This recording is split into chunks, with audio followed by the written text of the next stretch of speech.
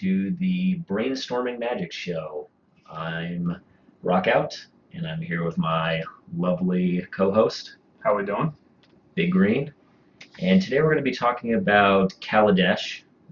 As I said in the last video, if you've been hiding under a rock for the last couple months, Kaladesh is here, it is upon us, and Friday Night Magic is starting tonight. Sorry, go ahead. No, that's right. So we wanted to do this video a day earlier. Unfortunately, life commitments happen. We wanted to get this up before the weekend so we can see if any of our predictions, if any of the pros come to the SCG event with similar deck lists, or if they just blow our ideas right out of the water. It's happened in the past. I make a 2-color deck, think it's good. They make a 3-color deck, it's even better. Happened with Champions of Kalagama. I played a black-green. Well, apparently, I think it was Abzan colors at the time was the deck that was to play, and yeah, I didn't do that good. So. Interesting. I don't even remember what I was playing back then. Probably blue-red something. Probably blue-red bad spells. Oh no, Form of the Dragon.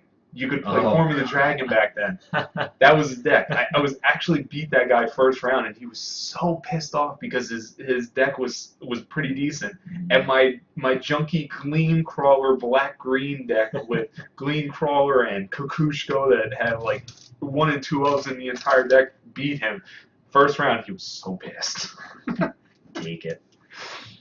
Alright, so first off we wanted to start with, we're going to get to Kaladesh in a second, but we wanted to, Mike is, or I should say Big Green is more of a investor type, so we've been, brought out some of the cards that we've been thinking about, and I'd let him take it away with his, ideas. Now, I mentioned investing in the last video. When I say investing, I'm not talking Rudy from Alpha Investments, big money, empty a trust fund so you can spend literally thousands of dollars on these cards. That's not what I'm talking about. I'm talking about your average Magic player that just likes certain cards. You think they might go up in value, whatever the case is. I've had some cards in the past. Some people like collecting wandering ones, like one of our friends Charles. He just liked wandering ones from Champions of Kalagama. Now, recently, one of the cards that I thought was going to see EDH play, whether now, in the future, what have you, was Tamio's Journal. Now, did I stop and say, oh, I'm going to buy a couple of Tamio's Journal? No. I said, well, I'm going to buy foil Tamio's Journal, because foils is what drives EDH price up. And when I said foil Tamio's Journals, I'm talking 20 copies. Literally 20 copies of foil Tamio's Journal. I didn't exactly buy 20, but hey, I got my 2. It's not big. You're like thinking, Big Green, why would you buy 20 copies? Well, they were cheap enough. That's your quintessential everyday Magic player. You just run across cheap enough cards. You buy it now. Keep them in a box for 5 years. Look at it down the line. If you pay minimal amount for these cards now, and they don't go up in the future, you didn't invest a whole lot. You're not spending thousands of dollars. You're not buying every copy that hits the market. Well, there's an older card that I have. I really loved it, and when I say really loved it, I'm talking, yes, foil Skull Clamp. You're talking 6 copies of foil Skull Clamp, and I want to say 50 regular copies of Skull Clamp. Did not spend any amount of money on them. They were literally dirt cheap at the time, and now they're worth a few dollars. That's my take on investing. So whenever you hear us mention that in the video, that's pretty much what we're talking about. We're talking about your everyday Magic player that's going to spend, $1 or $2 on these cards. Down the future, you never know. And these foil Skull Clamps, perfect example of that. I think a lot of that foiling process tend to turn people off in regards to the from the vaults. But one card that I just wanted to bring up really quick that I obviously have a lot of sitting in my hand right now is Perilous Vault. Perilous Vaults, I was thinking for EDH because they were only $1. I think I got these for $1.50. That's a good deal. I have 15 of these, and I have some foils, which you can't see off camera behind me. It basically says 4 mana, And then 5 and tap, exile Perilous Vault, exile all non-land permanents. So if you've ever played EDH Commander, pick your title. Exiling everything on the battlefield is very, very strong, or exiling all non-land permanents. So we're going to hop right into Kaladesh at the moment. As I say, and ah. So that's our goal for today, is to not go do the whole and ah thing. So oh yes, feel free to post in comments that we're doing a good or bad job. Speaking of which, our first video that we did, we received some constructive criticism. We're our own critics, obviously. We try to make it that we're trying to change it so we get better at doing these videos. Mike's been doing videos for a while. This is really my first foray into doing any online videos. So any constructive criticism that you have, we're more than happy to take it under advisement. And we did receive some comments on the last video. I appreciate everybody who watched the last video. I know it was ungodly long, but we had, when you're passionate about a subject and you just want to say everything that's on your mind about the subject, yeah, we ran a little long. So, all right, sorry about that.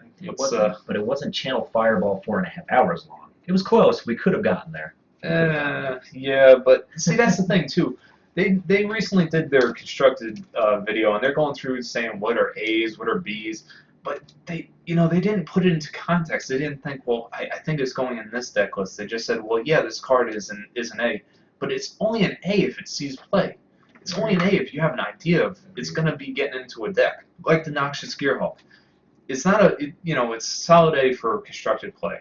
It's not going to be a 4-up, though. You're going to see like 2 or 3 in control decks. The Torrential Gearhulk, I'd love to think that it's going to be a 4-up in any blue deck, but that's just not the case. It's going to have a barrier, and while it's an A or a B, whatever, it doesn't make a bit of difference unless the format supports it and it sees play. All right, so we're going to hop right into it. This is Blue-Black Artifacts. This was designed by yours truly, Big Green. It doesn't have green cards in it, so what's going on here, Mike? Or Big Green? Yeah, Big Green making a black-blue deck right off the bat. Well, this falls back to the artifact deck I was talking about. This was one of the first ideas I had for the decks, was the Blue-Black Artifacts deck. And you can see right on the top of the creatures, what is at the top that I said was going to see standard play was Contraband Kingpin, the uncommon. Now, granted, all these deck lists are preliminary. We have no sideboards for them because you really want to see where the format shakes out. You take your best guess as to what you're going to run into the first week. And that's all you can do. If you think a certain metagame, like there's different metagames across the country. New England, notorious for Esper control decks in a lot of different events. This style of deck, I'm thinking middle of the road, could be something. We have to see where it flushes out. Maybe Esper artifact control is a thing. But right off the bat, here's Blue-Black. We got Contraband Kingpin, the 1/4. Like I was saying in the last video, it's a good stopgap. It's that early play, decent blocker, lifelink. And when you play extra artifacts, you get that scry ability, and basically the whole rest of the deck is, with the exception of, I believe, the Gluttonous Crane, is all pretty much artifacts, and not counting the instance. Also Liliana. That's just Liliana Last Hope. I mean, how can you not play it? Yeah, when you got creatures that are doing what the Noxious Gearhulk and Torrential Gearhulk are doing, that card is just so much value. And not only that, as you play this early enough, you just start protecting it with the Contraband Kingpin, with the Filigree Familiar, with all these creatures. Liliana just keeps ticking up, and they have to get rid of it. If they don't, that card just wins games on its own. So we got the Contraband Kingpin. Filigree Familiar is the other one I was talking about, the 3 mana 2/2 Fox. Great, again, for the stopgap in this deck. Gluttonous Crane. You may not hit on this card. I still want to see how much play is actually gonna, or how much value it's gonna add to the deck as compared to just scrying or pure drawing cards off another spell. But again, 1/3 flyer, good blocker early on, keeps you from dying to these little 1/1 servo tokens. Hedron Crawler is just your little bit of pump to get those Gearhulks out a turn sooner. Makes the scry off Contraband Kingpin, Noxious Gearhulk. he's just gonna be your game ender. The 5/4 menace, along with the torrential Gearhulk. They don't know if you're keeping up counterspell. They don't know if you're keeping up murder, grasp of darkness.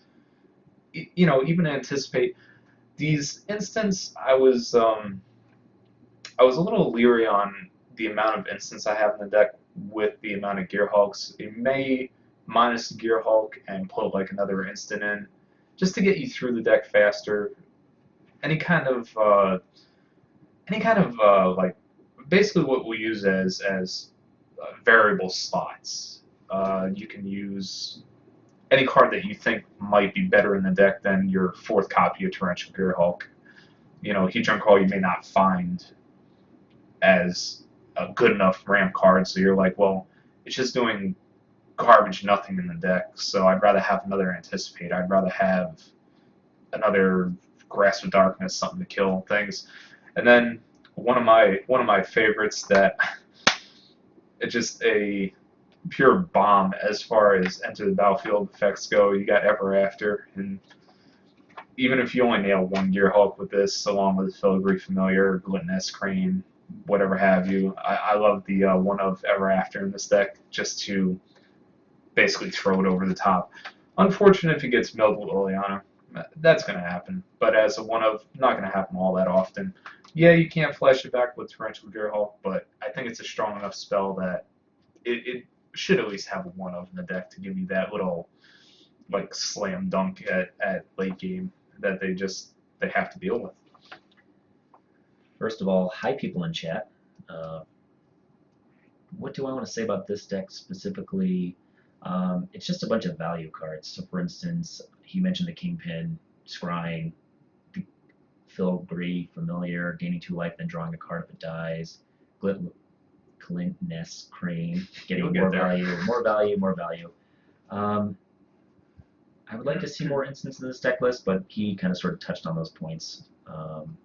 So I'm going to jump into the next deck list, which is red, white, come into play, control. So this deck list, this is something that we talked about last week.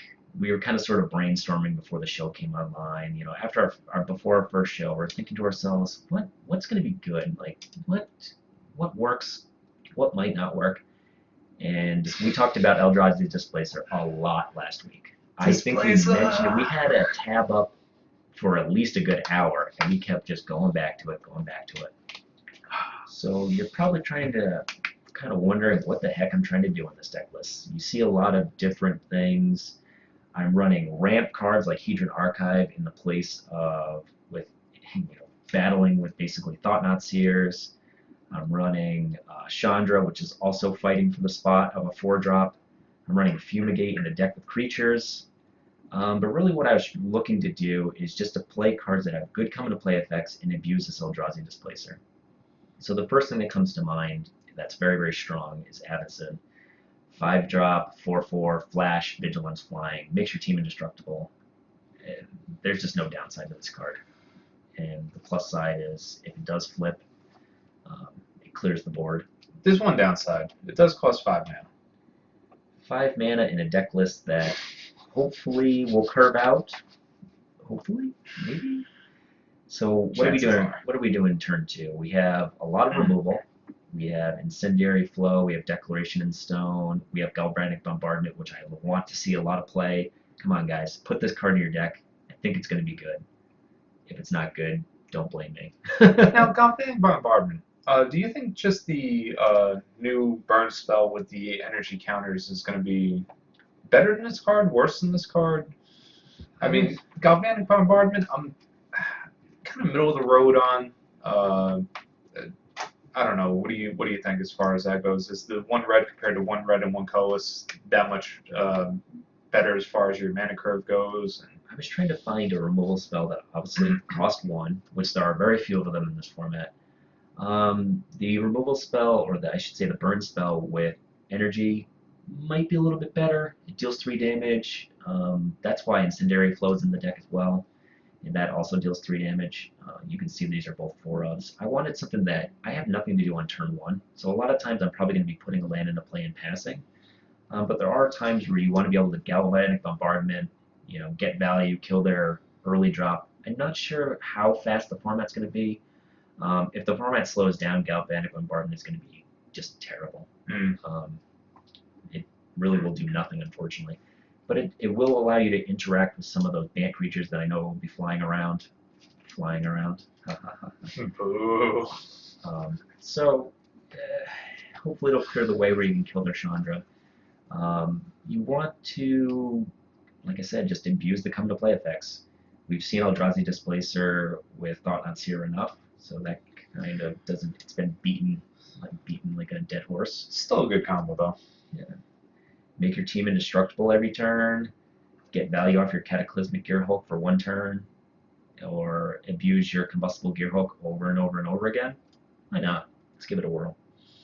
The mana base is a little funky. You're probably thinking, why are you running a Rust Cell Abbey in a deck that doesn't run a whole lot of creatures? Well, I was really looking for waste mana to cast my Thought Not Seers. So, try something different. Alright, so let's just do my little take on this deck. If I had to change anything, Galvanic Bombardment, again, if it's a fast format, sure. P and R, if you want to kill that right off the bat, that's a great target for this card. If I had to change something though, this is an Enter the Battlefield effect deck, and Eldrazi Displacer, I want a 4 of. So I'm replacing one of those Combustible Gearhulks with a 4th Eldrazi Displacer. It's just something, I don't see 3 Combustible Gearhulks being it. Maybe trade out one of the Combustible Gearhulks for a Cataclysmic Gearhulk, give you that, 2 and 2 split. Somehow shoehorn another Eldrazi Displacer in there to take out. It's hard to say, because this is the type of deck list that looks like it needs to be fine-tuned and it has to run efficiently through the curve. When you actually put it together, shuffle it up, and look through the deck that way, you'll probably find maybe, how many Hedron Archives did you have? 2? No, the 3. Hedron Archives, the crawlers. So maybe even just Deck and Stone. Maybe I'm getting rid of one of those. You have enough, creature kill between the rest of it that you just don't care about a 3rd Deck and Stone, and you want to throw your 3rd Eldrazi Displacer. Plus 24 lands. I'm not sure in this style deck how many times you're going to get stumped on land. It does basically carve out at 6 with the Combustible Gearhulk. So, and you do have ramp between the Archive and the Hedron Crawler. Basically, that's my only criticisms of it. I just want the 4th Displacer in there, and I would probably axe the Deck and Stone immediately just to throw that in. For a constructed format, you want to have 60 cards. That's the minimum. And the reason for that, you want to be as close to the minimum as possible so that you can draw your 4-ofs more often. That was a question from chat, so excuse me for answering questions. I don't think they're going to be that upset. No, let's go to the next deck list. This is just an idea that we were throwing around to abuse Eldrazi Displacer. You're right, I probably should try it as a 4-of. The only thing I would probably change is maybe we don't even need the Hedron Archives. So I was thinking of late game, and I could probably shave some mana. We do have a lot of ramp, which is why I went for 24 lands, but we can try it. So you can also, if Hedron Archive becomes too prohibitive to how the deck runs, you can add another land and then throw in the 4th Eldrazi Displacer without having to affect the rest of the deck. So that's another idea. Now these are ideas that are just initial ideas put on paper. When you actually get into the actual format, start going through, playing games, you may find that these ideas just don't work out, or the deck is too slow, it just grinds to a halt. You have nothing to do early game, you just get run over. You adjust the deck, maybe it works, maybe it doesn't. At least try out the idea if you like it. And those are the comments that we want on our YouTube page, or find us on Twitter.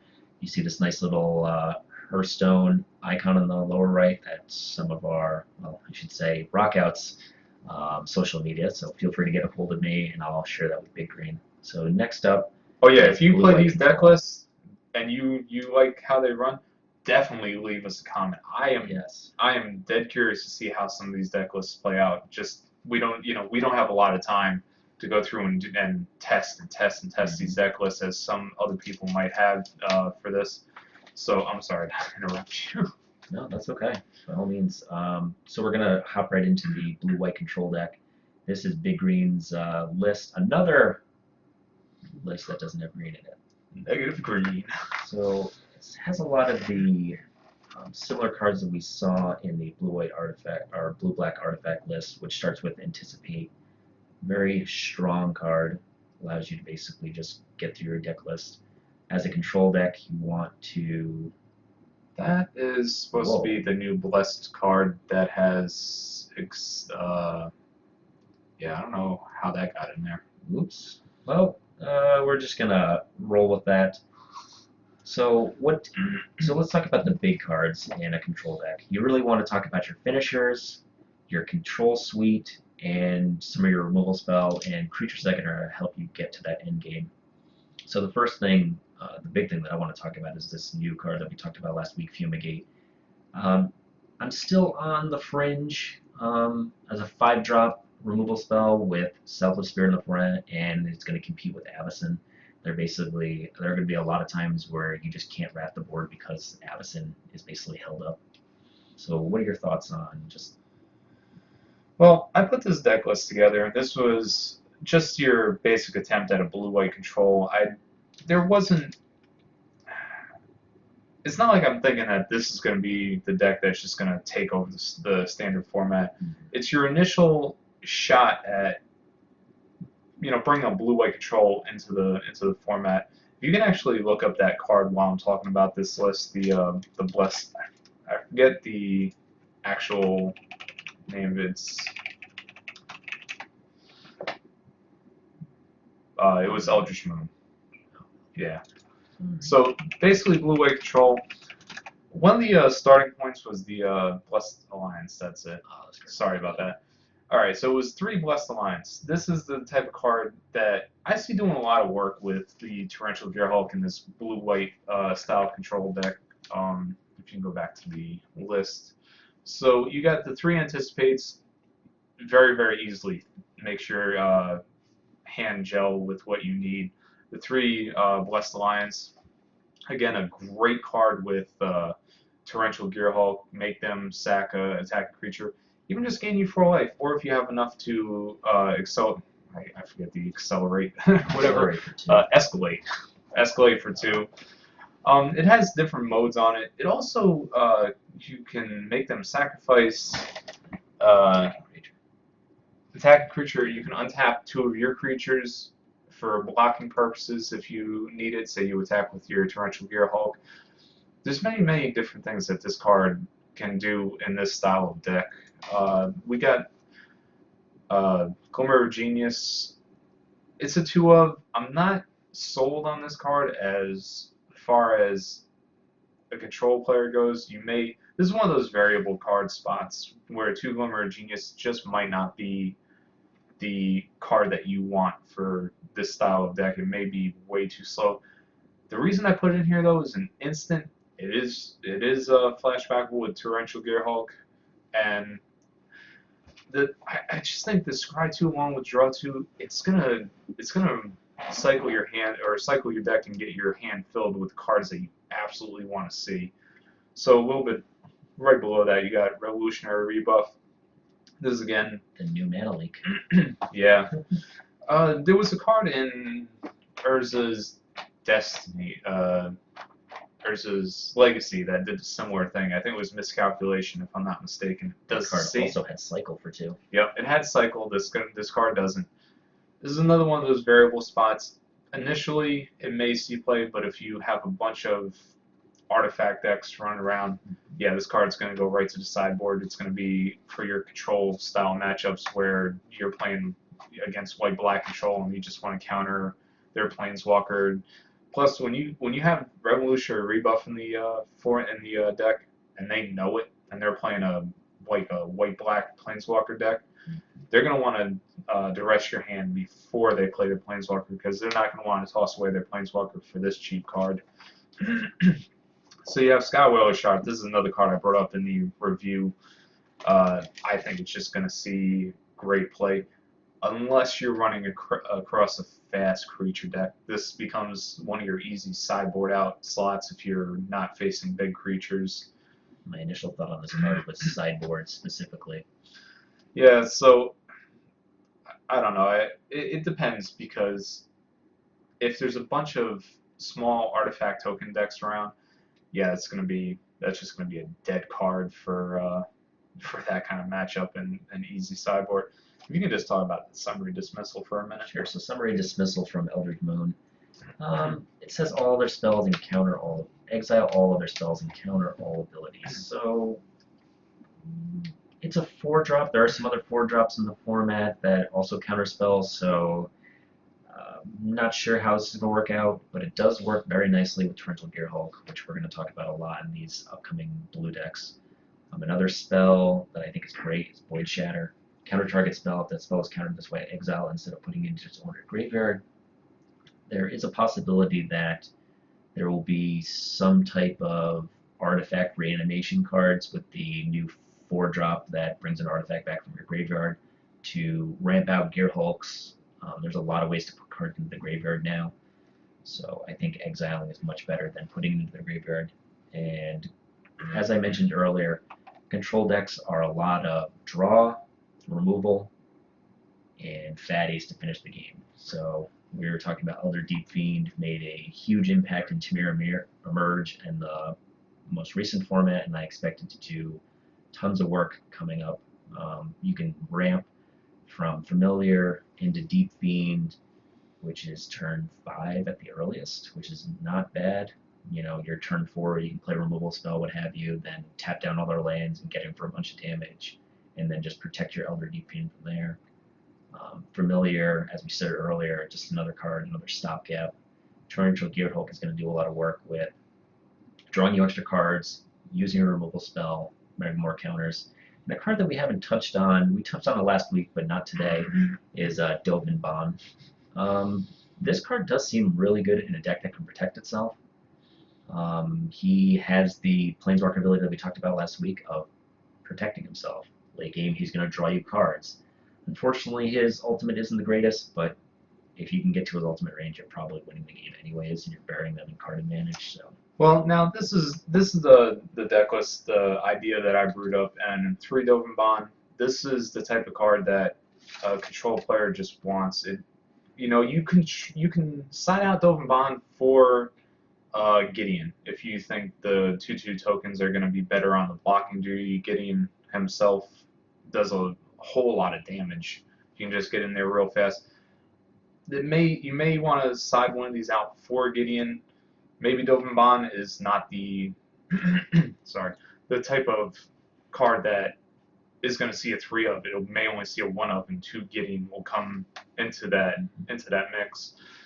The Elder Deep Fiend, I originally put this card because of Filigree Familiar, but I think the White Gearhulk might just be better. I think emerging this is just a pipe dream. I think the Filigree Familiar is going to be on blocking duty long before that. So you may even minus 1 Torrential Gearhulk to put in 2 Cataclysmic Gearhulks instead. Again, I was going all out on the Torrential Gearhulk package on this. You have tons of instants. You have tons of ways to abuse it in this deck. And this is a deck that doesn't have to tap out very often. Exactly. Wonderful. And again, Stasis Snare, it's going to be just one of those great removal spells in the format, because there's hardly any enchantment destruction in the format now. And World Breaker wants to have a word with you. Yeah, well, okay. Aside from expensive, there we go, enchantment removal, which we will get to World Breaker later on. We're not leaving our green roots totally out of this this video, but the blue-white control, try it out. May see you play, may not. We're going to touch on a blue-white flash deck that's been kind of sort of making the rounds on the internet lately. It's more of a blue-white spirit deck that's been making the rounds, so this is blue-white flash. This deck, I'm not 100% sure about. It does have a lot of what we were talking about in the previous blue-white control deck, where you don't have to tap out very often. which is wonderful. That's exactly where you want to be in a control style deck. I mean, I know this isn't exactly control, but I think you can just kind of tempo your opponent out playing the, you really start with the 2-drop, which is Rattle Chains on turn 2. Give your guys Hexproof, makes everything else have Flash, which, to be honest, most of your spirits already have Flash. But, why not just curve out 2, 3? What are we doing on turn 4? Maybe Well, Elder Deep. see, this is the type of deck that, this is a list that I put together loosely based on other lists that I did see. The Reflector Mage is your only non-flash creature, but in a blue-white creature deck, there's no way you're not putting this in the deck. It's definitely going to see play in this deck. Even though you don't have Eldrazi Displacer to do those shenanigans, everything else is a flash creature. Everything else, you got your Rattle Chains and the Nobleghast Herald. You keep up Spell Queller on the 4th turn. Every turn from 4 on, they never know what's coming out of the deck. You have the Anticipate, the Glimmer of Genius, Void Shatter, all instants, so you can counter your spells. Even a card I didn't put in here that could be a good sideboard for the fast decks is Horribly Awry. For the one blue, one colorless, counter target spell with converted mana cost 4 or less. And that's a great sideboard card against the any kind of fast creature deck. Again, you have 2 Fumigate, another sorcery in the deck. But the best part about the flash deck is you can leave up the mana. They don't know what's coming. You just slam in an Absent. Say they get rid of it with a Grasp of Darkness. Now you come back on your turn. You fumigate the board. It wipes it out. Now you can just start the flash shenanigans on your turn or their turn over and over again. So as soon as you get past that 4 mana, they have no clue what's coming out of the deck. One card that I would really love to see in this deck that I've been a fan of recently in the last 2 days since I've been looking at deck lists is Essence Flux. Essence Flux is a 1 blue instant that will allow you to bounce all of these come into play effects. It bounces it out of play. If it's a spirit, it comes back into play with a +1/+1 counter. So you can use that with, look at this, enter the battlefield, enter the battlefield, enter the battlefield, enter the battlefield, enter the battlefield, enter the battlefield. No, the Elder Deep Fiend is cast. Ah, excuse me. Yep. Whenever you cast. But tons of work. But somebody told me Elder Deep Fiend is a good card to have as a flash creature. Not being facetious, but Too bad it's not a spirit. it's not. But still, big body, and it has that important keyword, flash. Okay, I lost track of the blue-white deck list that's coming into play. Yep. Enter the battlefield. It's right there. Okay, this is another deck list I was brewing with. This I don't know. Hey, our friend is back. I don't know. I really want this to be a deck. It may not see. I like the blue-white flash a little bit more than this deck, but as far as abusing Eldrazi Displacer, this deck has it in aces. As soon as you start flashing some of these creatures out, there's so much value that goes along with this deck.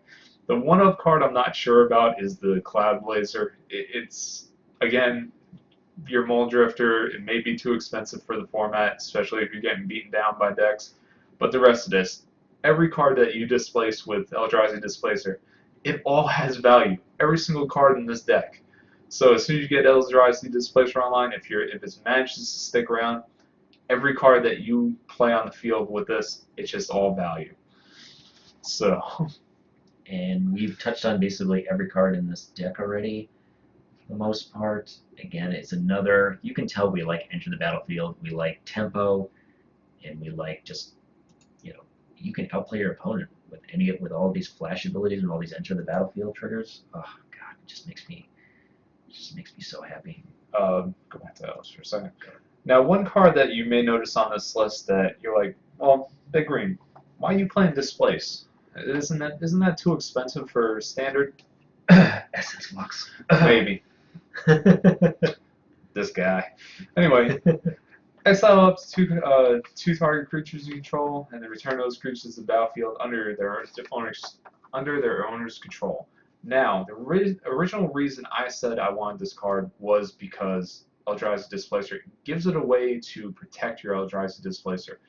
Alright, Essence Flux, I'll agree. It probably will see play over this because it's a lot. It's just one blue. And both can be flashback using Torrential Gearhulk. Not sure um, how prevalent that's going to be in this style of deck, but the Essence Flux or Displace, any way you can protect your Eldrazi Displacer from getting removed, that's pretty much the design of that card. You just want to protect your main engine on the deck. And then not only that, you look at some of the control aspects of this deck already with Reflector Mage, Spell Queller, Filigree Familiar, and the Torrential and Absent, Torrential Gearhulk. You have a good base for the deck already. So when you can protect that Displacer and just start shenanigan after shenanigan, bouncing Reflector Mage, it just has, I think, a huge upside ability as far as what the deck, just degenerate things the deck can do. Just looking at this deck list really quick. Okay, I want to do Torrential Gearhulk into Displace. You flash in Torrential Gearhulk, you target the Displace, your Torrential Gearhulk gets another trigger, and there's a good chance that there's, pick one of these creatures that'll just incremental value. That's what I want to see. I want to see that happen so bad. Oh god, just giving me chills. So what we got next here? Alright, Bant Midrange. Boo! Yeah, it was one of the things, unfortunately. So Bant is a deck list that has changed quite a... I shouldn't say changed quite a bit. What card left? We talked about it last week. We were all happy to see it go. Collected Company, thank you, goodbye. Yay! Sayonara, mother effer. Get out. So we're glad to have you leave. But this deck, I'm not going to say it's better, but man, this deck is so good. It loses a little bit of removal, so we're playing this Declaration in Stone. We're also playing Essence Flux instead of Displace, just for the the cheapness of bouncing any one of your tempo creatures with Reflector Mage, Spell Queller. I'm not 100% sold on how many Sylvan Advocates I'm running, but it worked in Bad Company last rotation, so could it be bad? I don't know. Well, the thing with any deck that doesn't ramp up in mana, Sylvan Advocate becomes a little bit worse. But when you got creature lands, it's still a fine card, especially if you're just looking for a way to stall the game out and get to the later game. Sylvan Advocate's still a fine card for what it does. It has a ton of abilities that are just on a 2-mana creature haven't been seen since Tarmogoyf. Mm-hmm. Definitely in the field of Tarmogoyf. And some cards that we haven't touched on yet today, Dutch Watch Recruiter.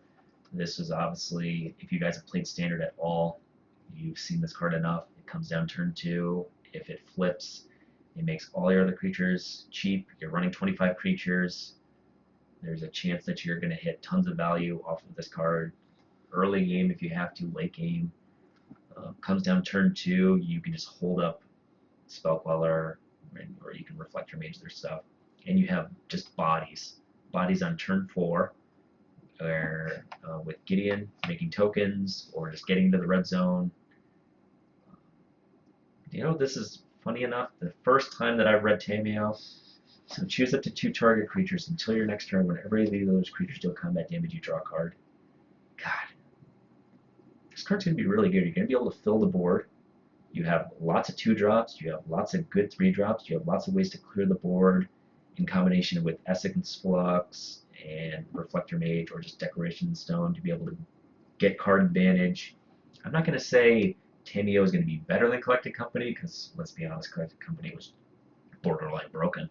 But Tameo is a good replacement to help smooth out the curve, allow you to draw cards, interact with your opponent on just another dimension, and it's a Planeswalker. So how can you go wrong with it? Well, the thing with Tameo is, if people don't realize it, I hope watching this video you get some knowledge out of it, is you can target their crappy little 1/1 Doctor and Servo tokens, and when it deals damage to you, you draw a card off of that.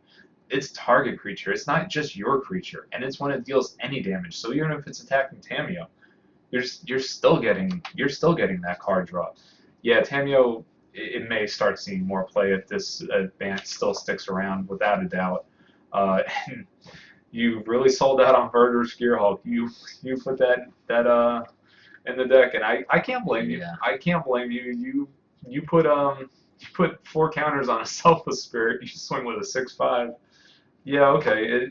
It's a thing. Anything It's a thing. anything that buffs your team on turn 5. So look at how well this deck curves out. The 2-drops. Dutch Watcher Crew, okay.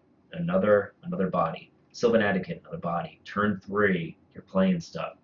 Turn 4, you can play 2-2-drops, and you can just get so much value off of this card. I initially thought this card was not that great, but in this deck, sign me up. I'm ready to go. Big green. So, Cast all right. green spells. all right, yeah. I gotta admit, the deck's a little bit better than what I originally thought. And what was that other card you got over there? Essence Flux? Is it really? Ooh, Really? baby. Value. Just start punching them with value. Value. You really want to protect that Verder's Gearhulk? I Get more want counters? I want to get value off my spell queller. I want to stop people from targeting my Selfless Spirit. I just want to do a lot of things, and I don't have a whole lot of removal in this deck, but I need cheap ways to interact. So if you think about the blue-white Delver list from I don't even know how many standards ago, where it was Delver, Snapcaster Mage, and what was the one blue card that was bounce? It voids. Oh, Void. Now you're. Okay, so it was one blue, return target creature to the owner's hand, and they lose 1 life. This card, I'm not saying is on par with it, but with these, how insanely good some of these come into play effects are, it's just gonna do work. And the fact that it puts counters on half of your creatures, well, maybe not half, 2 of your creatures, close. God, just value, just get value. And you know what's even better? You can Essence Flux your Gideon if he's a creature to stop him from dying to who knows what. I don't know. Things to think about. Well, one thing I have to say is I really like the Verder's Gearhulk with the Essence Flux. That's a beautiful little. Value. Yeah, that's value.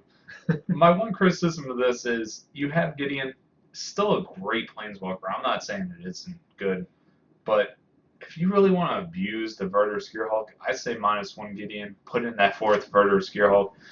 I was listening to another podcast, we'll say, and there was a pro level player another one besides BBD, who said Verder's Gearhulk was the #1 Gearhulk again, and I'm like, wow. There is a reason it is well, it says on TCG it's $8, but if you go to Star City, I don't want to plug Star City because everybody already knows them, but Star City has Verder's Gearhulk at 15, and all the other Gearhulks are less than 10. Yeah, I mean, all right. I really wanted the Torrential Gearhulk to be it. There's not that many good instances in Standard right now to abuse as far as Torrential Gearhulk. Give it time, my friend. Verder's Gearhulk, okay. I did say it was #3, maybe. Maybe I'll concede and say it's #2. I still want to stick with the blue Gearhulk, but this style of deck, yeah, I can see Verder's Gearhulk. Why people told it to be as powerful as it is, and as long as you're not killing these creatures, yeah, Grasp Narctis becomes so much worse, and by the time you ruin his path to creature, you'll be begging for a murder to instant kill a creature. Mm-hmm. All right, so we touched on this. This is going to be the boogeyman for right now. It just does everything well until the Pro Tour next weekend. So we're going to touch on Temira Merge. This was a very, very good deck pre-rotation. It's going to come back and still do the same thing it was doing. Kozilek's Return is still a thing. It's very consistent. It runs a lot of ways to put, a lot of early game blockers and throwaway creatures that allow you to put just value creatures into play. Elder Deep Fiend, like we touched on earlier, off of a Familiar, off of Pilgrim's Eye, off of a Primal Druid.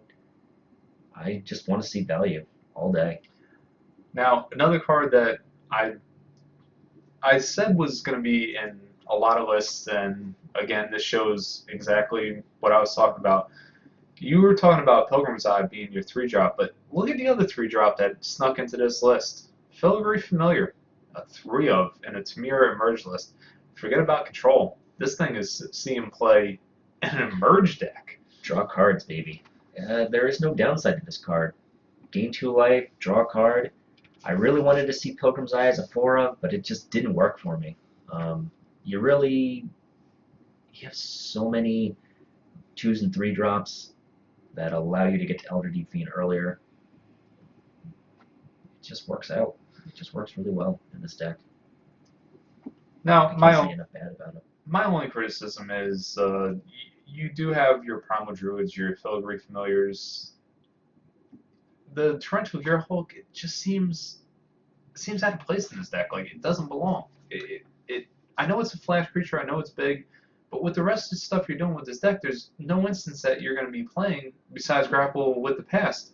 You're not flashing back Coastal Return off of this. You want to use your colorless creatures to get the ability out of the graveyard. I think Torrential Gearhulk is just, it shouldn't be in this deck. I think another Filigree Familiar should definitely be in this place. I wanted to go a little wide with the deck list, and I think Grapple to the Past is probably one of the top 5 cards in the format right now. So that's what I want to be doing. I want to Torrential Gearhulk into Grapple. That's all I want to do. That's why it's a 1 of. And I want to bring back Elder Deep Fiend and just keep chaining those spells. Chaining Gearhulk, not chaining Gearhulk, excuse me. Chaining Elder Deep Fiends and maybe the Ashkanas. But doesn't this deck do that already? It does it already, but what card do you want to see? You want to see another familiar? Yeah. I want to see another body. Because here's the thing. Torrential Gearhulk is expensive. It's expensive for the ability because it doesn't have Emerge. This is a Tamir Emerge deck. It doesn't have that many targets. Only Grapple with the Past, and that's only if you have Grapple in your graveyard. Is this going to even get any value when you play it? A lot of times it's just a surprise blocker. Another flash creature. Unfortunately, it doesn't bring back Kozilek's Return, but it's just another body for them to deal with. When all your mana's up, they're not sure if they're going to see Elder Deep Fiend, or if they're going to see Torrential Gearhulk, or if they're going to see nothing else has flash in this deck, but possibly something out of the. I'm sure out of the sideboard of this deck, you're going to run some type of counter spells. So Torrential Gearhulk is just another value creature. You could even run Verdurous Gearhulk, which is the green one. I'd rather see Verdurous Gearhulk. To be honest, I don't see. It's a 5-drop. Yeah, I don't see Torrential Gearhulk making this deck any better than what it should be. Verdurous Gearhulk, yeah, get it back with Grapple. I mean, search it up with Traverse when you, okay, better targets. You know what, Torrential Gearhulk? You know, I know this isn't a ramp list. I mean, I would throw anything in that spot. I just don't like it in this deck. I mean, you have the 2 Wretch Griffs, you have the 4 Elder Deep Fiends, which are taking advantage of your Primal Druids, your Filigree Familiars. You want to see another Gnarlwood Dryad, that's what you want to see. Yeah, no, I'd even take that, yeah. Yeah, no, I mean, 3/3 bodies with Death Touch and Emerge deck that's putting stuff in the graveyard, sure. I'll take a 3rd Gnarlwood Dryad, sure. Alright. This is going to be another boogeyman in the format, guys. It's going to be Tamir Emerge and some type of Sultai Emerge deck. They should be in your testing. They should definitely be part of your testing for any tournament that you're going to. And this is a style of deck that when you're doing any kind of blue-white control, yeah, you're going to want those Ceremonious Rejections in your sideboard. This is the type of deck that accurately, you want that card to come in out of the sideboard without a doubt. It's prime case. Ceremonious Rejection says counter target colorless spell, which, what are your targets? You might be wondering, what are our targets? Elder Deep Fiend, Emrakul, Familiar, Pilgrim's Eye, not Torrential Gearhulk, Wretch Griff, and Kozilek's Return, because it's devoid. So 6 targets. Yeah, maybe they really wanted to do away with the Emerge style. All right, Big Green. This is right up your alley. We're going to red-green ramp. Okay. So if you look behind us, you can probably see on my bed that there is a deck list laid out. This is red-green ramp right now. It's not the greatest deck in the world. I don't have all the cards for it, but I'm going to be going over to the shop, Guilt Leaf Games, which is written on my shirt. So shameless plug for them. Um, Take it away. Take me through this deck. Okay, when I did this red-green ramp list, I had a big old question mark right next to it. It we lost explosive vegetation, and let's face it, when you lose a card like that, your ramp deck becomes a whole lot worse. Now, me in particular, I love big green strategies. Love the ramp decks. The fact that Eldrazi came back, I was just a buzz that I could play him again. And I want this deck to be good. I really do. I think it might be too slow for the format. You know, maybe Temur Emerge is just better as far as what it can do. But basically, all the elements are here still, except for two key cards: the Explosive Vegetation, Nissa's Pilgrimage, and even the cheap Nissa Vastwood Seer herself. I mean, that got you an extra land in your hand, and when you flip that, it was pure card advantage. But here's what gains you the card advantage in this deck: is you have 4 Chandra Torch of Defiance. You're like, well, big green, isn't that too many? Well, too much money. Okay, but say you have 4 of, okay, just Good luck. say you have 4 of. Say you have. We're selling all of this stuff that we bought. Okay, say you make spectacular trades. Say you have tons of equity in the game already, and you just don't care about what cards you trade, or you just get pure lucky, and in 2 boxes you manage to open 3 or 4. Mm-hmm. So this is where the card advantage comes back in. You got Chandra Torch of Defiance, Nissa Vital Force. There's your card draw engine with this kind of deck. Now it still has Natural Connection is your instant speed, rampant growth basically. I'm not sold on it, but it's the only thing that we have available right now that's going to do any sort of good thing with the deck.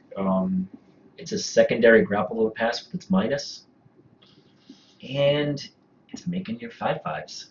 Yes. I feel like there was a lot of times where you'll just curve out, play this guy, and turn 4, and they can't deal with your 5/5 army. Oh yeah, no, Nissa Vital Force. I definitely love this card in this style of deck, and I may even minus the Chandra and put a 3rd Nissa in, because Value. you still have, it's still in essence a ramp deck that runs a lot of lands, and between Vessel, Grapple, the Natural Connections, you're still going to be playing lands with this deck. And when you ultimate Nissa Vital Force, when you just start slamming land after land, that's pure card draw advantage for a red-green ramp list. Now, one card in this particular list that I actually bumped up was, I had one Uvenwald Hydra in my original list. I put a second one in. Again, I'm not sure how slow it's going to be. Maybe you have to -1 for some other cheap creature like Uvenwald Captive, something to that effect that will tap for early mana you need. Even Hedron Crawler, the reason I don't have it in this list is because you're running Coastal X Return. Now you're like, well, you have Coastal X Return, but you still have Gnarlroot Dryad or Gnarlwood Dryad. Yes, but with this style list, with the vessels, with the grapples, you get Delirium, and then Coastal X Return does not kill the Dryad. Also, Gnarlroot Dryad has Death Touch, and just some decks they cannot get past this card without killing their expensive creature for it. And when you Dryad, you grapple it back, and you play Dryad again, it becomes that real early buffer that you need to get into the later game. I want this to be good. I really do. We'll see how it plays out. But you know, it's just my general take on the list.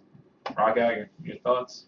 So I played green-red for a couple months last rotation, and the card that I really want to see in this deck list that is unfortunately non-existent is Hedron Crawler. It's the 2-drop.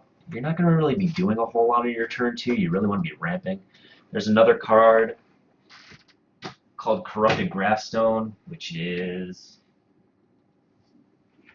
a 2-drop artifact. When Corrupted Graphstone enters the battlefield tapped, or excuse me, it enters the battlefield tapped, and tap, choose a color of a card in your graveyard, add 1 mana of that card to your mana pool. Excuse me one sec, why is somebody knocking on my door? What's up? Hey, you want some cookies? Of course I want cookies. Give me some cookies. Do I really? He's asking me if I want cookies. You can come in. I want to be on here. But I don't have them yet. I'm gonna make them. Oh, okay, sweet. Yeah. Sorry about that. That's my roommate. He doesn't want to be on camera, but he's making me cookies, so sweet. So Hedron Crawler, I'm not 100% sold on Natural Connection. Yes, it's a ramp spell, and you're lacking ramp spells in this deck, but let's try Hedron Archive, to be honest. I can't believe he's not running Ishkana. I would cut some number of Dryads for 2 Ishkana. That's a card. He's also not running Traverse, which allows you to search for a creature or a land. If you have Delirium, you search for a creature or any land.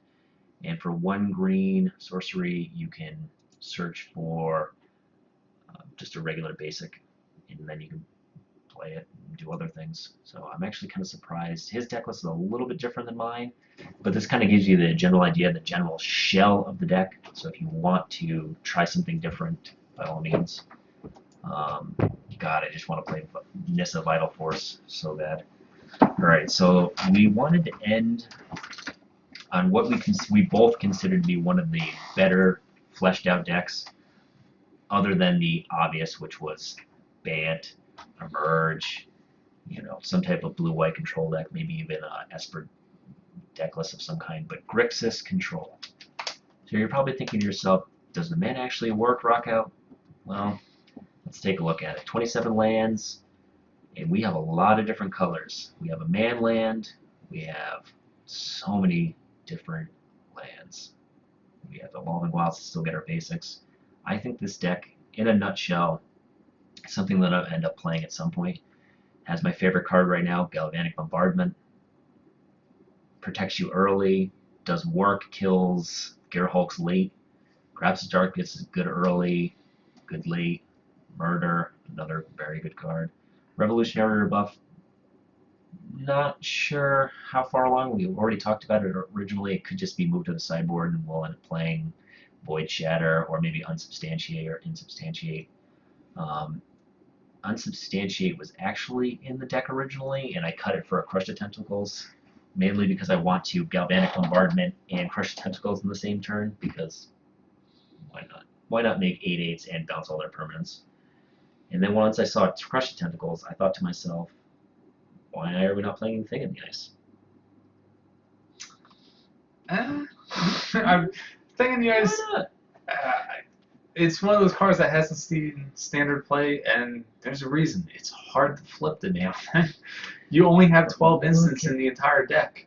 Instant or sorcery. Is this Look sorcery? at this, baby. Wait, we hold have up. 18 instant or sorcery spells. Okay, alright. So you have 18. Value. A little bit better. But one of them is the Crush of Tentacles, which is going to bounce the thing. That's true. So how much value are you getting? You get 2 bounce triggers. 2 bounce triggers. Yeah, that's going to make a difference. I see Thing in the Ice as just a way to protect your planeswalkers early. You play Thing in the Ice, turn 3, you cast a removal spell, turn 4, you play a planeswalker, probably Lily or Chandra. And it's just protect your planeswalker suite. That's all this deck is. It runs Noxious Gearhulk, which is amazing. It's a removal spell on a body. Torrential Gearhulk will probably be a removal spell on a body. And then you're just going to win the game through incremental value through your planeswalkers. And you might be thinking, Rocket, why are you not running any draw spells? Why do you need to run draw spells when you're running 9 planeswalkers that all give you so much value? Oh, God. And I'm happy. I'm going to end up putting this deck together at some point. Maybe make a video, maybe not, if I can get Chandra's and Lily's. My wallet is already hurting just thinking about it.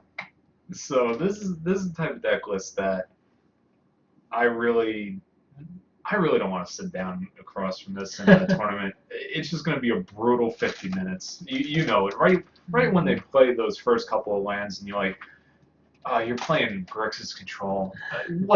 Come on, what did I do to deserve playing against this deck this round? And it's like, you just...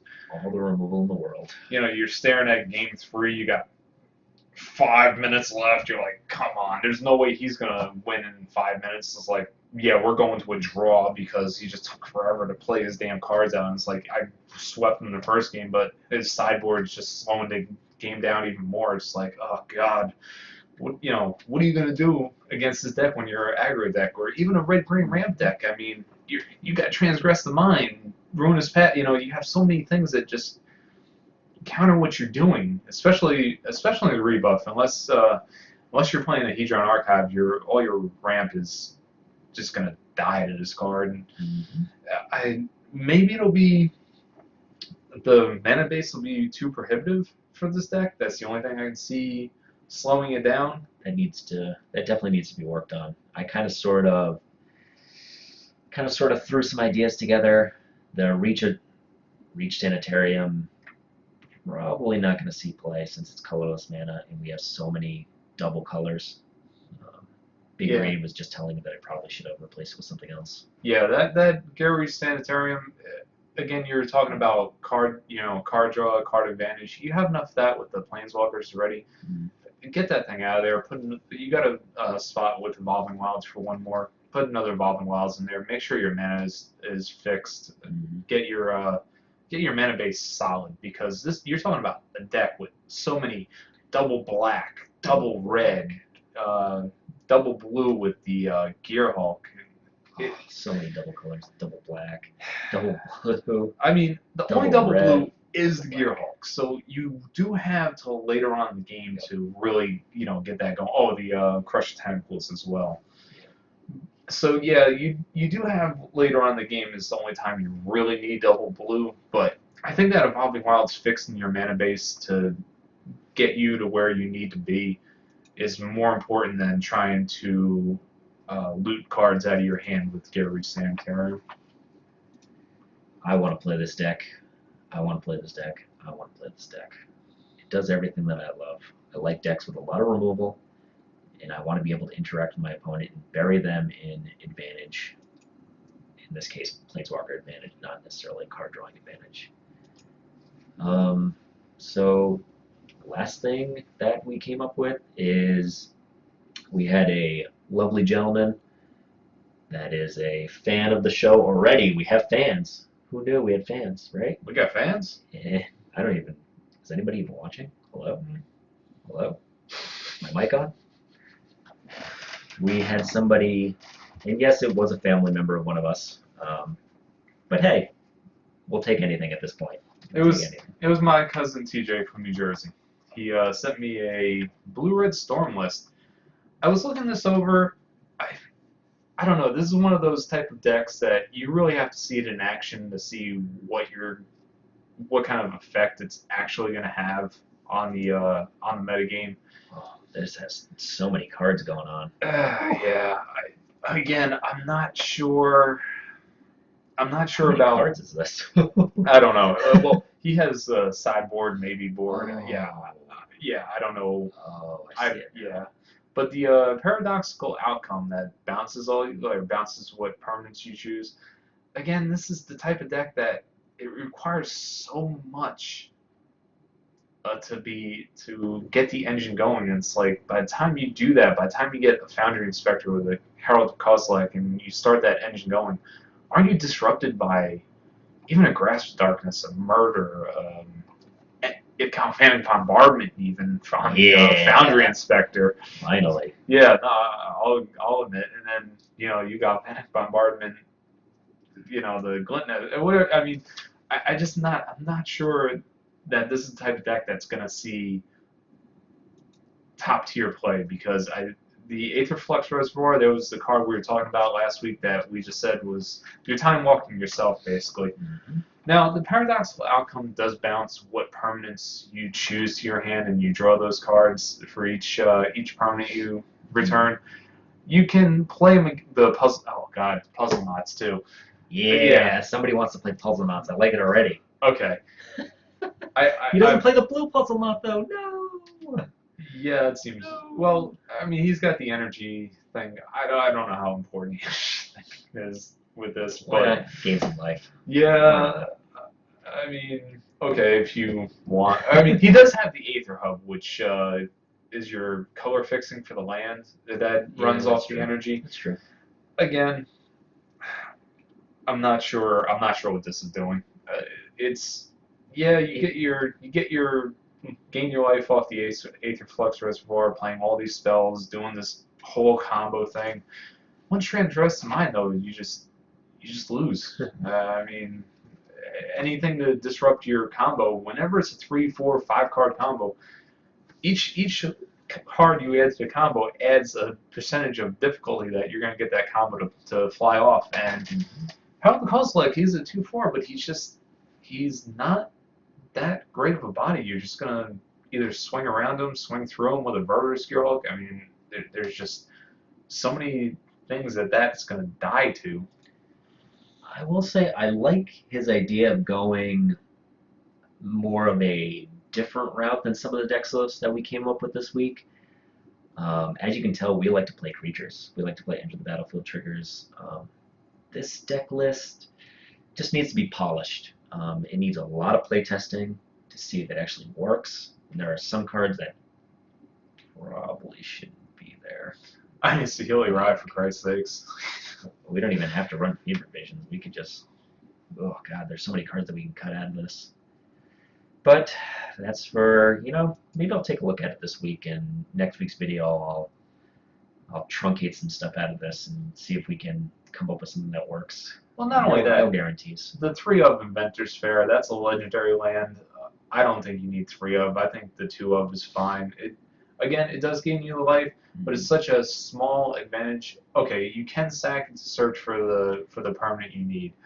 Maybe a 3 of, but when you have multiples of these in your hand, it's such a dead card that I'm not sure. I mean, you're drawing so many cards anyway that you're going to run into one of these sooner or later with this style of deck. So I would say a 2 of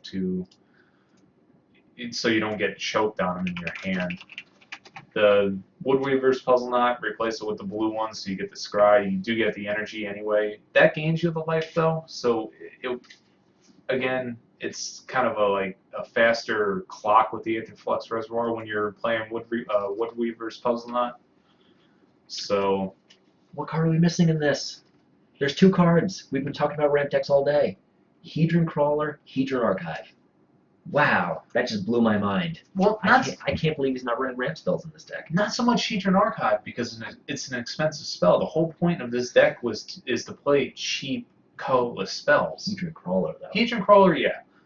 Elder Defiant, I'm not sure exactly what that's doing in the deck. It's trying to be cute. Yeah, and that's all fine and well when you're trying that style of deck, and I don't know. Elder Defiant could easily be swapped out for Hedron Crawler. I can see that in an instant.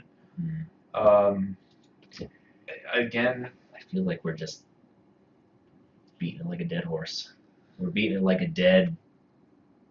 Oh, but one of the cards it does have. Boundary Inspector. One of the cards that it does have that I didn't put in the black-blue artifact list, I wanted to mention it was the Padim, Council of Innovation. That's a good point. I even say sign out one of the Kingpins for this card main deck. So you can even just a 1 of, and then you can have another one on the sideboard. When you're going against other control decks, this is such pure card advantage, and it gives your artifacts hexproof on top of it. If they actually had it on Marshall Sutcliffe on Constructed Resources, brought this card up, and he says, I can see this doing work. And I fully agree. I fully agree. See one of these main deck and some number of these on the sideboard. Yeah, for this style of deck, not main board. Well, yeah, not the main board on this style of deck, but with the black-blue artifact deck, without a doubt, I want to throw a 1 of in there. If it's bad, sideboard out, throw it to the sideboard, and that's where it stays. I like to kind of sort of hedge my bets in this style of kind of going all in on the artifact theme. I want to hedge my bets with just the 1 of and just cut something else that's irrelevant. And it also has Metalwork Colossus sideboard too. That's another one. I saw another list that was running all the puzzle knots and Metalwork Colossus. I don't know. He doesn't have trample. Yeah. Gets blocked by a 1/1 servo. It just, servo just runs up, kicks it in the kneecap, and blocks it. This guy could have been unblockable, and he still would probably be not that great. He takes a lot of investment to get onto the field. Maybe he comes on turn 5 if you're lucky. No, if you have if he had trample, it'd be a totally different. All right. It'd be a totally different case. Yeah, if he had trample and couldn't just be kicked in the kneecap by a 1-1 servo, okay, yeah, it'd be a different story. But again, it does die to murder. Not much else kills it outside of murder and ruinous path. Decoration stone gets rid of it permanently, so there goes your recurring engine with that. It does come back, which is okay. Yeah, It's a good start. when you're playing an all artifact deck, sure, you know, but it has this again has to be non-creature artifact. When you're running the Hedron Archive, okay, that's a good ramp into it without a doubt. But again, you have to find that shell that you want to put it into. Okay. It seems like do we have one last thing to talk about? Well, there's one other deck idea. I didn't see any lists on it, but our friend Adam brought it up as far as a deck to look at was a blue-green energy deck with the Aetherworks Marvel. Now, I'm going to let Mike bring up the Aetherworks Marvel while I'm talking about this. So he was telling me about this blue-green energy deck with the Aetherworks Marvel. And I'm thinking to myself, well, it sounds okay, but it's a huge commitment to this one card. He goes, well, you can cast your Ulamog or Emrakul on turn 4 or 5. I'm like, but how consistently? He said very consistent. I'm thinking to myself, I'm like, I need to get my hands on a deck list and find out. Puzzle knots, baby. Yeah, no, it definitely was running the puzzle knots without a doubt. I mean, it was definitely in the deck. I mean, the Woodweaver's puzzle knot, yeah. Okay, you're slamming those on the battlefield. You're gaining life and energy, which you need to power this thing. But how good is it? How good is that combo? I mean, you're revealing the top 6 cards. I've summoned trapped many times in the past and whiffed totally. And when you're doing that, when you're time walking yourself like that, that's bad. I can't tell you how many times I've collected companied, which is top 7. Dig through time, which is top 8, I believe. I could be mistaken. Collector company's only top 6. Excuse me, top 6. Many times. I mean, Brainstorming, the title card. So many times you just whiff, and then you have nothing good. Oh, I Aether worked into a puzzle knot, which gave me more energy, which hopefully gets me off the ground. It's cute. I'm not sure how good it'll be. Begs the question. So I wanted to kind of sort of close with some honorable mentions. If Gearhulks become a thing, go over the top of them with World Breaker, or go under them with Ban. Or you're just going to be fighting Gearhulk versus Gearhulk all day, which this format might end up boiling down to. If it's Grix's, oh my god, if it's Grix's Gearhulk control matchup, and we're correct, I'll take it. I'll take it all day, baby. I'll take that to the bank. Does Wizards need to extend the time limit on rounds if that's the case? Because two Grix's Gearhulk decks, you're waiting on each other to play that initial Gearhulk. That's bad. What breaks the mirror in that?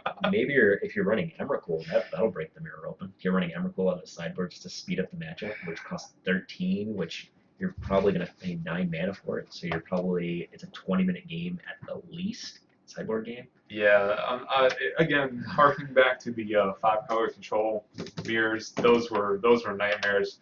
Grix's control mirrors with Gearhulks, I can see being pretty much the same thing. It's just like I really want to play this Chandra, but does he have the revolutionary rebuff in his hand, or did he sign it out because I have more Gearhulks than he thought, or I have a Hedron Archive that he just can't counter? But again, it's like, do you really want to run that Liliana into that revolutionary rebuff and then just get blown out next turn by their Chandra, and they just start smashing with card value because of it, and you're just, oh, I don't have a Ruinous Path. Oh, crap, what the hell am I going to do? So I want to do our typical sign-off of saying thank you to, not exactly sponsored, but people that have been good to us. Guiltleaf Games in Norwich, Connecticut. Feel free to stop by. We plugged them last week. We're going to plug them every week because they're a great shop. We love them to death. They give us not exactly free swag, but nice enough swag. I hope to see you guys there tonight. Once we sign off, I'm going to be heading over there and try to put this pile together. This literal pile. But you know what card I'm going to be casting a lot tonight? Bam. I'm gonna be casting this Emrakul. I'm gonna be casting these World Breakers. Oh, I'm gonna get so much value. Well, Value? that's our sign off.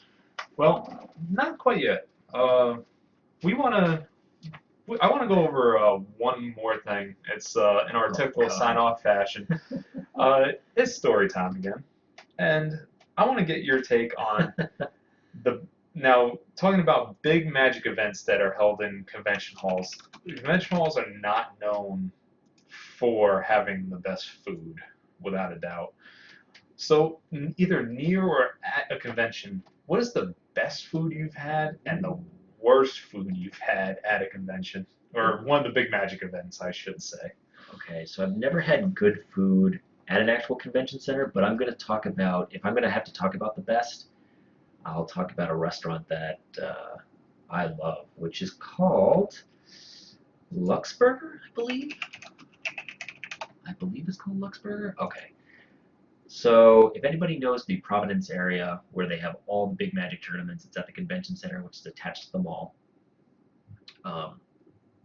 Basically right across the street behind the steakhouse is this place called Luxburger. They make a mean burger.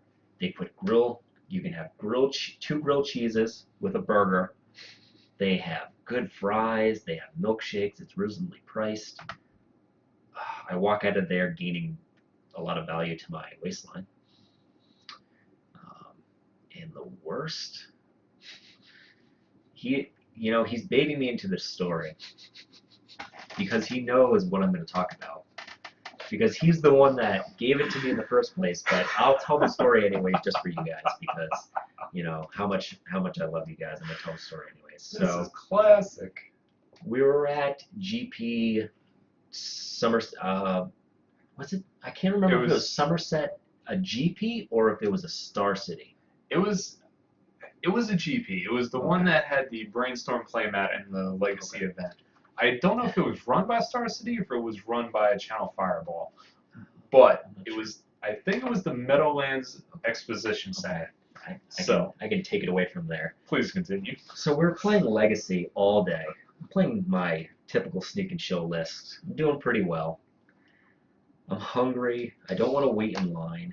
You guys know what it's like to be at a Magic event with a bunch of dudes, and all they want to do is blow up the bathroom, smell, and eat terrible food that's right outside the convention center.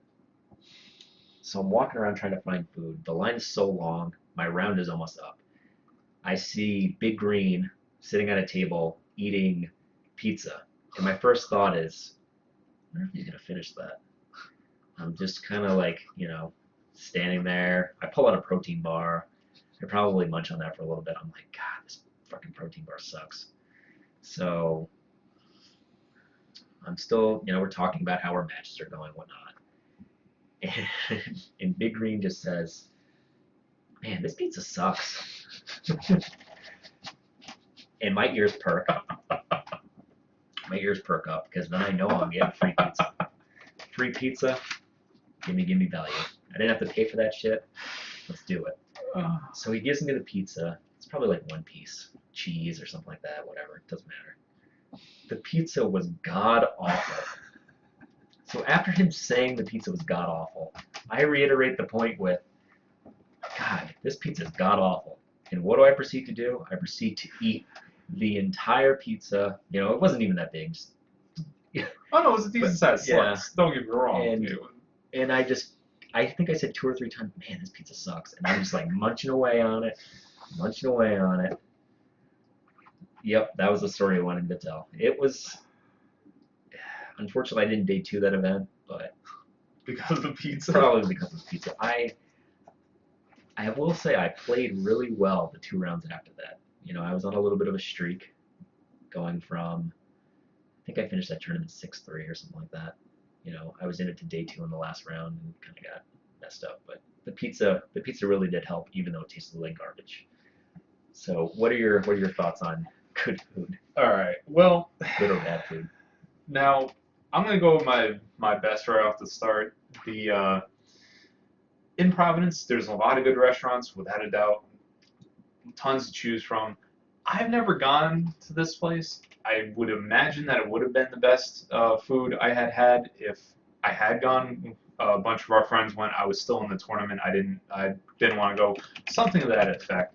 Fire and Ice, man. I didn't even have to. I didn't even have to say it. He already knew. Fire and Ice. Wow. I mean, I've heard so many good things about this food. I definitely want to try it, without a doubt. But there was this little place. It was in Mass. I think it was called like Murphy's Pub or something. It was like, I'm sorry, can I interrupt you for Sure. a second? Fire and Ice is great. It's all you can eat, stir fry style food. God, it's so good. I've had it so many times. So sorry, continue your story. If you've never been there, please do try it. yeah, no, I fully admit that's one of the regrets I have of not going to Fire and Ice when I had the chance, because I don't go out that way all that often. Now there was a place in Mass. I think it was more towards the Boston area. It was I think it's the DCU Exposition Center up there. There's a little place right across the way from it. It's called Murphy's Pub, and That sounds really familiar. oh, the food was fantastic. I got a shaved prime rib sandwich in this place. Ooh, was that good? The fry, yeah, there we go. Yeah, yes, that's the place, Already- Murphy's Pub. Already looks good. Oh, it was fantastic. I'm sure I have eaten here. Yeah, their food is good. I didn't, I didn't want anything to drink because I was still in the tournament, obviously. But oh man, I had a shaved prime rib sandwich, and man, that thing was so good. Decent prices. It's not like it's gonna break your wallet. A friend and I went to eat lunch there when we had a break in between rounds, and that was some fantastic food. I only went Great. once, but if I go back there and I want something for lunch, dinner, that's where I'm going. So now we're talking about terrible food, and there's plenty of it out there. But I originally grew up in New Jersey, and there is a ton of good pizzerias in New Jersey. They call it a pie. They don't call it pizza. When you order a large pie, right? So when you grow up in New Jersey, you have access to all these good Italian restaurants and all these places that make great pizza. Anything that you get that's less than that is it's substandard. You just you're not that enthralled by it. You'll eat it because you're hungry. And okay, the Meadowlands Expo Center. I was at this point. I'm 1-3 in the tournament. I have no. I'm or 1-2. I think at that point. I think I lost the next round after that and coincidentally dropped because I had no shot at day 2. And I'm like 1-2, and I'm starving. I had nothing to eat. I had a couple of granola bars for breakfast, and that was virtually nothing. It's like 4 o'clock in the afternoon. I'm like, I need something. The line was long, but I had plenty of time because I lost fast, and I was like, I'm gonna go get this pizza. And I got 2 slices, decent sized slices of this pizza, and I'm sitting there, I'm eating this first slice of this pizza, and it's like lukewarm.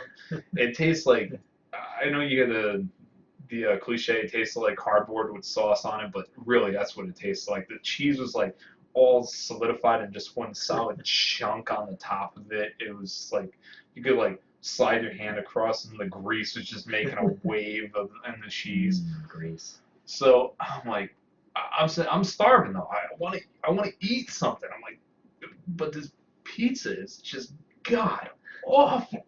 I'm like, I ate 1 slice of it. I didn't even want to finish the other slice of it. There's no way I'm gonna get through the second slice. And I go, hey Mike, Oh God. you want this slice of pizza? He goes, yeah, of course I want it. That line's too long. I want to go get something to eat. And I just see his face as he starts eating it. He goes, and he's about halfway through the slice. He goes, oh my God, this is awful. But I had to keep my strength up somehow. Oh, and then, I eat a terrible slice of pizza, drop. I have a family in the area, of course, and that's who I was staying with, so I couldn't get out of there fast enough and actually get home to have a good dinner. I mean, it was still takeout, but it was by a better restaurant in my local area. So, Oh snap! The looks like standard's starting at 7 o'clock tonight, so we have to sign off. I thought it started at 7:30. oh no, So it that doesn't. is my mistake. Check us out at Guildleaf Games. Follow us on Facebook, Twitter, YouTube. We'll have this video up later. Wow, I gotta go sleeve my deck. Take care, guys. We'll see you soon.